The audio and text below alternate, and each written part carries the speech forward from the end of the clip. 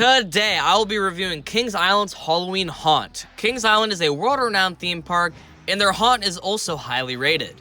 I went on October 6th, and this was my second time going, and I will be talking about what exactly makes it so good and why you should go. First, let's talk about the atmosphere of this place. The atmosphere at Kings Island is already on a tier of its own, but during Halloween, it's just on a different level. It's even better than other atmospheres at other great theme parks like Cedar Point, Disney, and Universal, and those are very hard to beat. Once it hits 6 o'clock and all the monsters come out and the sun goes down, the park completely changes. The scare actors at Kings Island are great too. I like their costumes, and they actually scare you pretty good, which is a lot better than some other theme parks. Everywhere across the entire park also has amazing and spooky decorations, if it's covered with dark lights or fog to make it even more scary. And those fog machines are crazy. There has to be at least 200 of them in this entire park because there's a new fog machine every 5 to 10 feet away from each other, just spewing fog all night. But all the pathways, especially those towards the front entrance and Coney Mall, are decorated down to the very last detail and filled with monsters giving great scares. It is really cool seeing how much that Kings Island cares about making the park look nice and different for different events, and they always give 100% of their effort if it means it's for Haunt or Winterfest. The atmosphere is really good, and the atmosphere really is insane and easily one of the best experiences and atmospheres in the world. Alright, let's move to the part that you guys probably came here for, but for the haunted houses. I was able to do 3 on my visit, being Slaughterhouse, Alien Abyss, and Cornered, so I'll be talking about those ones. But the best one that I did, in my opinion, was Alien Abyss. It's located in the Area 72 part of the park, so it's themed to aliens, and they really went all out. Once you wait in a line, you're moved into a room with a guy and a screen. It talks about what we're going to do in the facility, and what type of aliens we're going to deal with, and to turn to the video.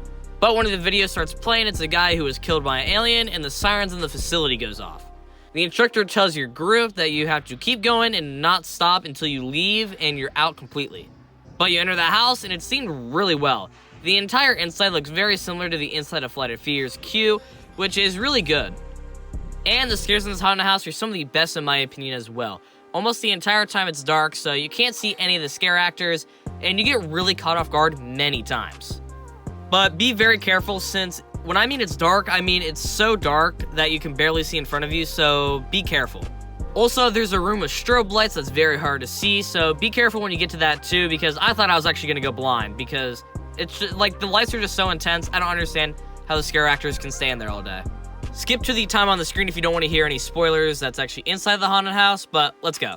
One of the better scares in this haunted house is that there's an alien inside of a test tube, and you think that it's just nothing much, but it's actually a scare actor, and they bang on the glass, which is really caught me off guard, and probably the best scare in the house. Also, sometimes there are holes in the wall that they can come out of, which is really spooky, and you really don't know when they're going to come out and scare you. But if there's one haunted house on the list that I would recommend, it would be this one, because it was the scariest in my opinion, and if you like just pure scares, this is probably the one that you want to do. Next haunted house I did was Slaughterhouse. Slaughterhouse is right next to the Beast Station, so you might have seen it a couple times while waiting in line for that attraction. But this one is about a family who are butchers and they want to kill you and cut you up. I would say that if you don't like blood, do not do this, because the entire place is covered in fake blood. So if you don't like that type of stuff, I would not recommend, but if you don't really care about it, this is a solid haunted house.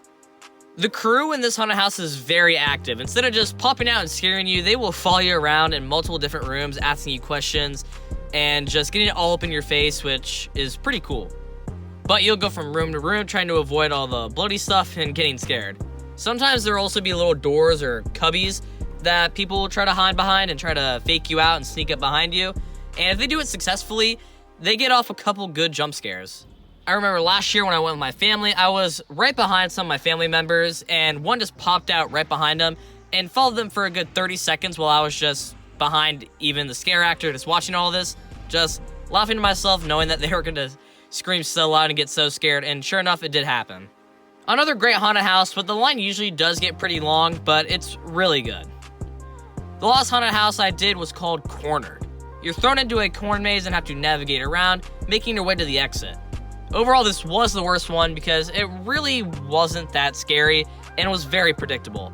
I did it pretty late in the night, so maybe there just weren't as many scare actors, but it was still pretty mid. The cool thing is you are actually surrounded in corn, which is why it's called cornered, but it's not an actual maze. It's just a windy path in corn, and it's obvious that they didn't actually make it a maze because people would get lost and all that, but it would actually be so much better if it was an actual maze, just getting caught in corners and actually trying to have to navigate your way out. Also, there are little corners that are cut out for the actors to stand behind to try to surprise people, but you can clearly see that it's coming. But after the actual maze, you walk into the house, which is also very underwhelming. It's just a scare actor in the middle of the room, and all you have to do is just walk around them. Another thing, there was a room that had a barrel in it, and you could clearly see that there was room behind it for someone to stand behind. And no surprise, there was an actor behind it, and no one in my group got scared, even my 10-year-old sister. But the rooms around the entire house do have some nice theming, but I wish it was less predictable, and I wish they could add a little bit more flair because it's pretty boring and my least favorite up to this point.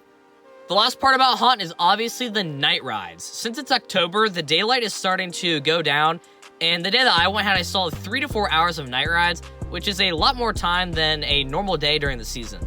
Every single major roller coaster rides out into the woods, so there are barely any lights out there, and it's just so cool going into the pitch black woods of Cincinnati.